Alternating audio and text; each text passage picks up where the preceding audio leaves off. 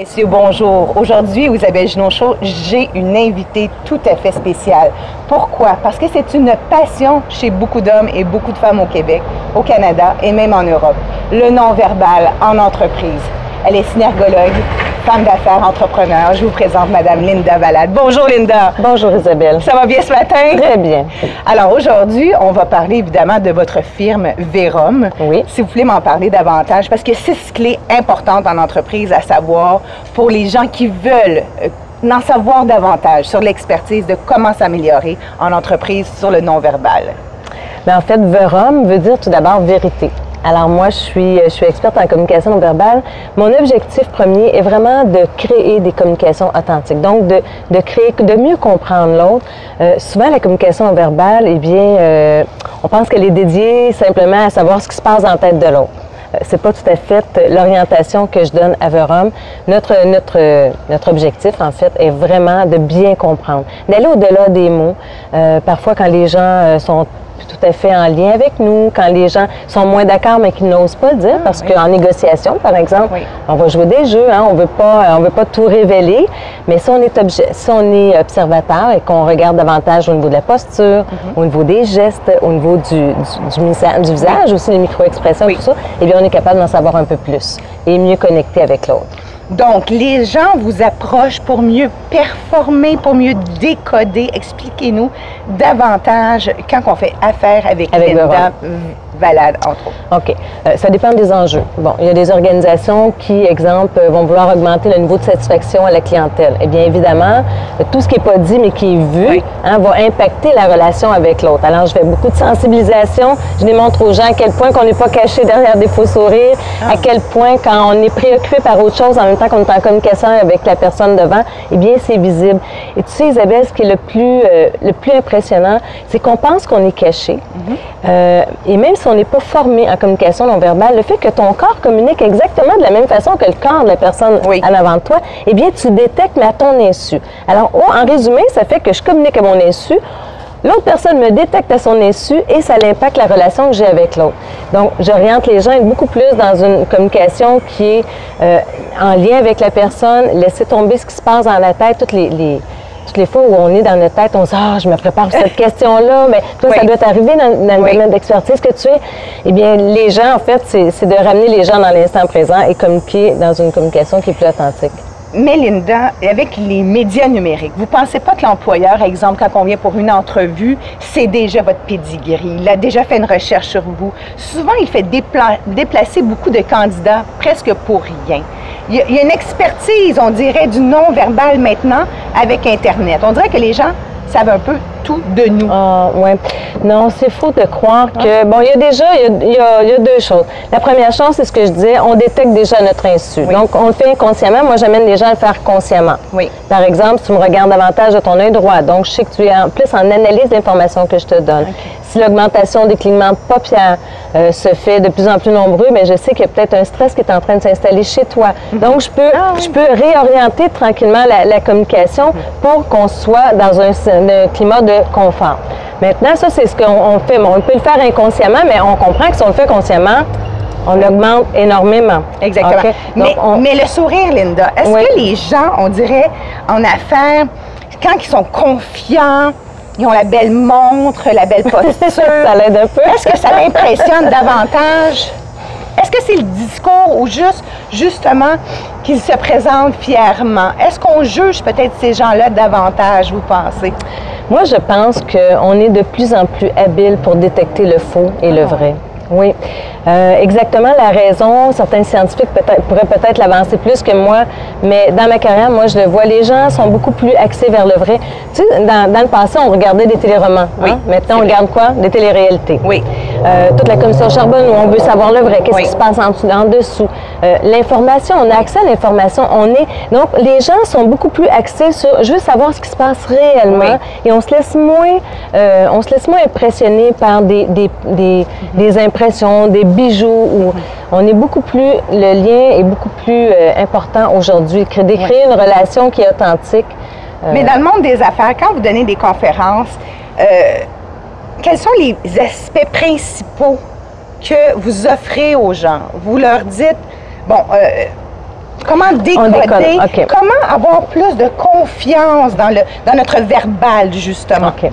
En fait, le verbal, on ne le contrôle pas. C'est loin d'être dans mes formations. J'apprends pas aux gens à contrôler, à prendre telle posture ou telle posture, parce que là, dès que je leur demande de prendre une posture, on se projette dans notre tête.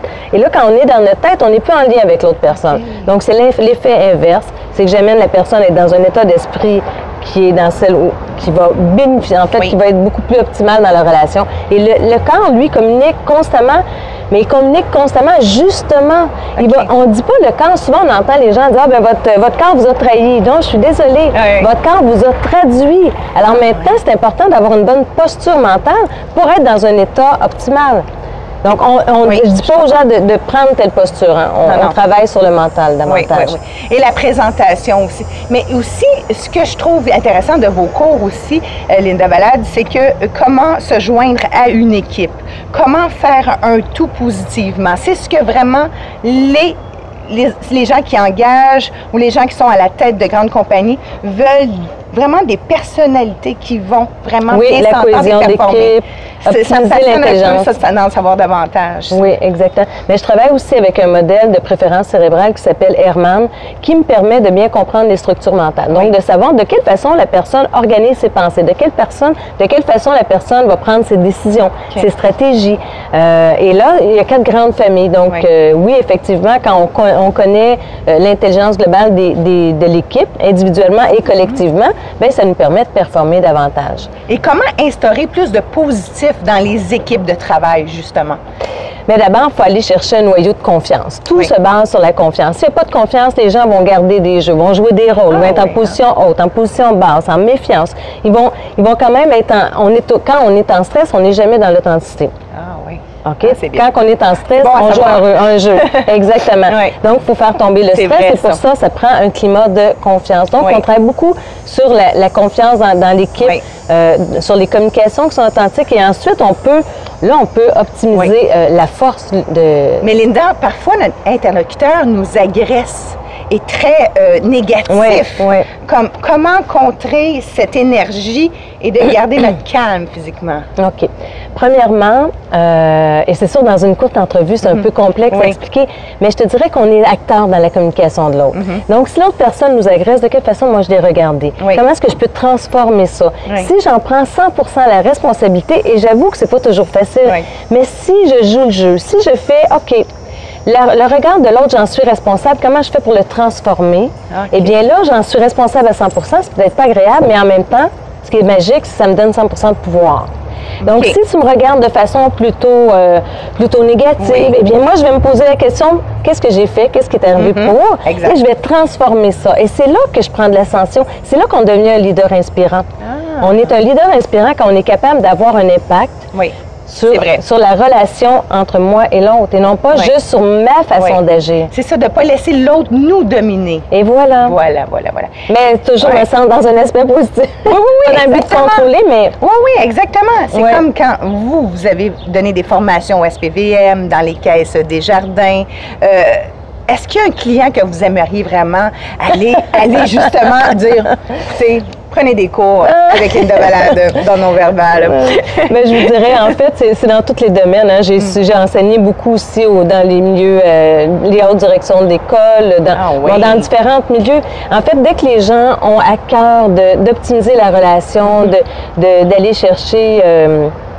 En fait, que ce soit dans le domaine de la vente, dans le domaine de l'entraide aussi, dans tous les domaines. Donc, j'ai pas nécessairement, moi, envie d'aller de choisir un créneau. C'est plus les créneaux qui ont à dire, est-ce que ce serait optimal pour moi? C'est plus dans ce sens-là. C'est enrichissant. C'est comme nous, à l'émission, on n'a jamais les mêmes personnes. Et on reçoit chaque personne avec amour, avec confort. Et puis, c'est comme si cette personne-là vivait avec nous pendant une semaine ou ce dossier. Et on essaie de se donner à 200 %, je pense. Et la rencontre, je pense que c'est le moment magique. Ce n'est pas une question juste d'affaires ou d'entrepreneur. Non, exact. Et j'ai lu aussi sur vous, Linda Valade, que vous disiez que les femmes devraient davantage, je trouve ça intéressant, être plus pragmatiques, parce que moi, parfois, les gens me trouvent un peu sec, mais moi, je suis loin de l'émotion souvent. Pourquoi? Parce que je passe souvent à autre chose. Est-ce que vous pensez que le non-verbal, justement, devrait être enseigné aux femmes différemment qu'aux hommes? Non, pas différemment. C'est juste que, bon, ça, c'est suite à une conférence que j'avais faite pour Transcontinental, je crois. La Journée de la femme, on m'avait invitée et j'ai dit, les femmes, on a déjà une longueur d'avance parce qu'il semblerait-il qu'on est davantage intuitive que rationnelle, selon certaines études en neurosciences. Et, bon, évidemment, la communication non verbale, comme je disais tantôt, eh bien, elle est quand même, on la reconnaît intuitivement. On le fait de façon inconsciente. Donc, de là, le lien de dire, bien, les femmes, on a peut-être un petit avantage plus que les hommes. Mais est-ce que je l'enseigne de la même façon? Absolument. C'est de la même façon qu'on enseigne. En fait, le corps, il n'y a qu'un seul humain. Hein? Même au niveau culturel, il n'y a pas tant de différence.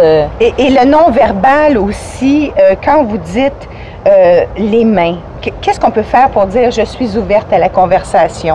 Bien, naturellement, les mains vont se poser. OK, quand j'écoute, en règle générale, mes mains devraient se poser. Oui.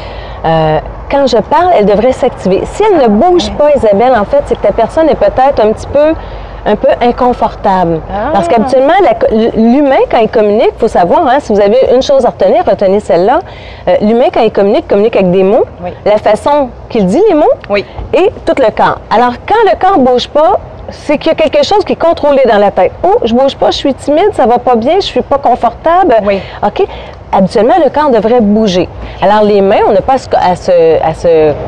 à se compliquer la tête, à dire, ben, je vais les positionner comme ça va bien paraître. Oubliez ça, parce que vous allez être dans votre tête. Plutôt, observez l'autre. Dans quelle posture il est en ce moment?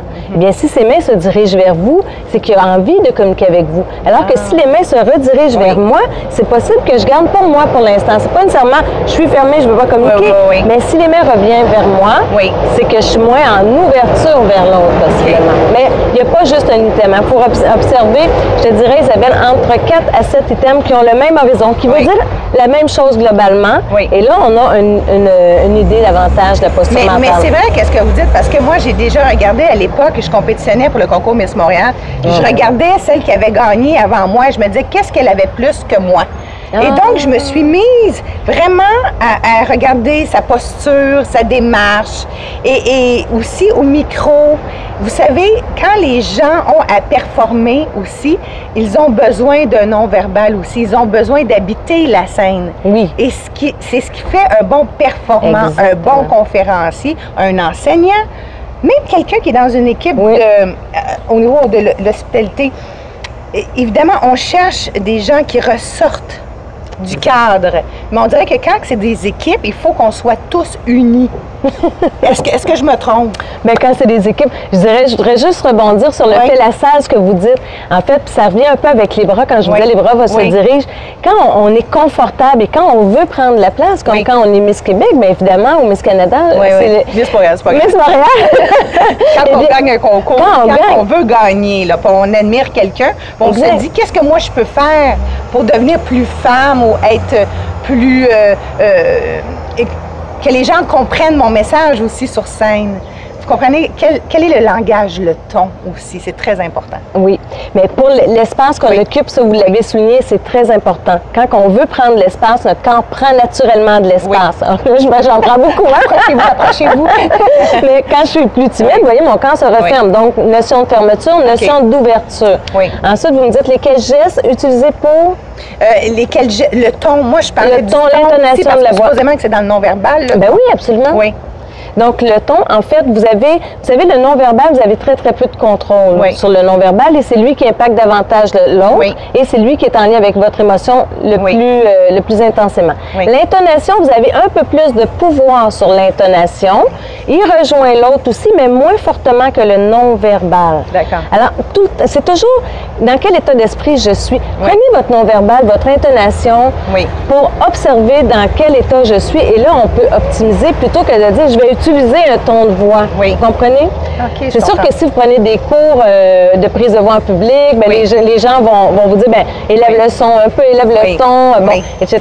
Mais moi, je suis dans l'autre regard. Je suis plus dans le regard de dire, ben regarde, si ton ton était bas, peut-être que tu étais un peu plus timide. Donc maintenant, prends confiance en toi et naturellement, le ton va s'élever. Ça, c'est plus mon discours à moi. Mais quelqu'un qui va vous enseigner la prise de parole en public va vous amener sur un autre terrain. Mais l'observation pour les deux, dans les deux cas, va être le même. Et vous, votre passion, justement, du non-verbal, ça a débuté comment? Oh mon Dieu, c'est cet amour-là de vouloir comprendre la science des communications. J'en parlais peu. Je commence à en parler tranquillement parce que je suis à l'écriture de mon livre actuellement. Ah, bon! C'est génial. Et je me révèle un peu plus. Je vous dirais, ça remonte à très, très loin. Oui. Dès l'âge de 5 ans, j'ai commencé à observer les gens. J'étais une petite fille qui était très, très peureuse et j'observais l'autre tout le temps pour savoir est-ce que je suis en sécurité, est-ce que je suis... Bon, dans le livre, les gens pourront découvrir pourquoi cette peur-là qui m'habitait. Et avec le temps, je me suis toujours intéressée à la communication verbale et ce n'est que quand j'ai commencé mes études en programmation neurolinguistique, donc j'ai fait 3 ans à niveau enseignant, et là, j'ai été sensibilisée par le non-verbal et j'ai voulu aller beaucoup plus loin et je me suis inscrite dans un cursus de 3 ans avec Philippe Turchet, qui est le créateur de la synergologie, pour aller vraiment creuser davantage, aller chercher des clés et comprendre davantage. Mais pour revenir à la question originale du départ, j'ai toujours été intéressée par la communication non verbale. Ça a toujours été, pour moi, révélateur, mais je ne comprenais pas exactement ce qui se passait. Mais je sentais qu'il y avait quelque chose de vrai qui était davantage divulgué par le corps, que les mots se gardaient bien de cachés. Alors, c'était votre mission. Ça vous a vraiment plus parlé? Parce que moi, c'est différent. Je trouve parfois qu'on va idolâtrer quelqu'un, on dit je veux être comme cette personne-là. Mais vous, c'était peut-être plus un besoin. Au départ, oui. Une timidité, donc. Au départ, c'était un besoin de sécurité. Donc, j'observais. Et très tôt, je regardais les mains. Est-ce que les mains sont fermées? Est-ce que son regard? Qu'est-ce qui se cache derrière son regard? Donc, il faut comprendre qu'à l'époque, si vous regardez mon livre, à un moment donné, vous allez voir les photos, j'étais miniature. Les gens étaient tous plus grands que moi à l'école. Moi, j'étais tout petite. Et la façon de me défendre, c'était, OK, mais je vais observer. Est-ce que je suis en sécurité ici? Est-ce que je suis dans un environnement agressant? Parce que mon père, il m'a élevée en me disant, tu sais, Linda, j'aime mieux t'avoir trop heureuse que trop audacieuse. Et ça, dans la tête d'un enfant, ça te dit, oh, je suis en danger. Donc, je vais me protéger. Et tout ça est parti de là. Et Dieu merci parce que ce que je fais aujourd'hui, ça me rejoint vraiment à l'intérieur de moi. C'est vraiment une passion qui est... Oui, parce que vous êtes beaucoup active aussi dans le domaine des affaires. Il y a quelque chose qui s'en vient aussi prochainement, le congrès des quartiers du Québec. Québec. Exactement. Le 18 octobre à Laval. En fait, c'est Congrès quartier des affaires du Québec. Je vais avoir le plaisir d'animer encore une fois une conférence. Je vis là-bas depuis 3 ans. Et cette année, c'est très particulier parce que je vais amener des grands de ce monde à venir parler d'authenticité. Parce que c'est mon mot, hein? Authenticité, vérité, c'est vraiment... Alors, je vais animer un panel qui va durer qui va durer 1 heure. Et j'invite Mme Marie-Claude Boisvert, qui est la première vice-présidente Desjardins Entreprises, à venir parler d'authenticité avec moi. J'invite aussi Sylvain Guimond. Donc, le docteur Sylvain Guimond, je crois que beaucoup de gens le connaissent. Sinon, allez sur Google, vous allez comprendre que c'est un homme extraordinaire qui a aidé beaucoup de gens, beaucoup d'athlètes. Et aussi Régina Courtemanche. Je dirais c'est Monsieur Immobilier, en fait, Cité Mirabel. Alors, j'invite ces 3 personnes qui sont dans des domaines différents à venir me dire en 2018, l'authenticité. Ça vous parle? Ça vous dit quoi l'authenticité en 2018? Alors, et pourquoi que les gens ont tant besoin de vérité? Donc, ça va être le sujet du panel. Et justement aussi, vous avez des séminaires à la fin du mois d'août, au début septembre, 3 jours, parce que ça, je pense que c'est spécial. Votre séminaire au Québec, vous en faites un par année. Un seul. Un seul. Alors, c'est quoi, le 31 août? 31 août, 1er et 2 septembre, ça se fait à Montréal. L'information, vous pouvez le trouver sur ma page Facebook ou LinkedIn. En fait, je fais peu de publicité, mais là, finalement, on a l'occasion d'en parler. On va diffuser ça un peu partout. Mais c'est un petit groupe, 1 et 2 et 3. C'est un intensif. Un intensif, 3 jours en communication verbale. Vous ressortez avec toutes les clés d'observation, que ce soit posture, geste, micro-expression. C'est un très, très beau cours. Et c'est bon aussi dans un CV parce que si quelqu'un est actif dans sa démarche de trouver un nouvel emploi ou qu'il y a un nouvel arrivant aussi, donner confiance, est-ce que c'est pour l'entrepreneur ou l'employé ou monsieur, madame, tout le monde ou le dirigeant? Bien, je l'ouvre au public comme ça justement pour donner accès à tout le monde parce que je suis dédiée tout le temps en entreprise, donc je travaille avec des équipes à l'interne. Alors que ce séminaire-là permet justement aux gens dans tous les domaines de joindre le groupe. Donc, oui, évidemment, c'est sûr que je suis dans Centre Saint-Pierre, l'adresse va être citée sur le lien. Oui, c'est ça, j'ai lu. Et vous êtes à Lyon également. Vous allez en Europe, c'est important pour vous? Oui, c'est important parce qu'en fait, c'est une autre culture. Donc, depuis 2 ans, je suis en Europe. En 2017, j'étais une fois à 2 fois par mois. Donc, j'ai beaucoup visité. Je voulais bien apprendre à comprendre cette culture-là, qui est différente de la nôtre, même si le langage est semblable, est pareil, mais je dirais semblable parce que à l'occasion, on ne se reconnaît pas toujours dans le vocabulaire. Mais oui, c'est important pour moi de déployer un peu plus large. Je trouve que ça l'élargit les C'est la francophonie. C'est la francophonie. On est rendu au Québec, il faut le dire. Oui, donc, aussi. Il faut faire des échanges de communication. Et en novembre, je suis aussi avec la Chambre de commerce Québec-France, justement, Canada-France, qui me reçoit pour une conférence aux grandes entreprises. En Europe? En Europe, le 22 novembre. À Paris. Oui. Donc, on va peut-être pouvoir voir des extraits aussi. Oui, probablement. Sur votre site. Alors, c'est la Chambre de commerce qui vous invite du Canada, c'est bien ça? Oui, Canada-France. Canada-France, très intéressant. Et puis, par la suite, vous allez aller voir votre livre publié. Oui. Est-ce que vous avez peut-être un petit in pour savoir c'est qui est la maison de production? Non, pour l'instant, on garde ça, mais juste avant le livre, il y aura le programme de formation parce que, je mets la formation en ligne, la formation que j'enseigne en entreprise. En ligne, très intéressant. Je la mets en ligne justement pour donner accès, encore une fois, aux gens, à un public plus large, d'avoir accès. Formation en ligne sur lindavalade.ca. Il y a le séminaire, vous avez votre page Facebook, votre site Internet tellement bien fait. Merci. Donc, les dirigeantes et les dirigeants d'entreprise, je vous invite à aller engager et surtout s'ouvrir sur le monde des communications, de la science. C'est tellement intéressant. Le non-verbal en dit beaucoup. Absolument. Merci pour votre ouverture d'esprit, votre participation à l'émission. C'est malheureusement déjà tout pour nous. Le volet Affaires a débuté avec Mme Linda Valade de Vérum et nous en sommes très fiers. Merci beaucoup et bonne journée. Merci, Linda. Merci,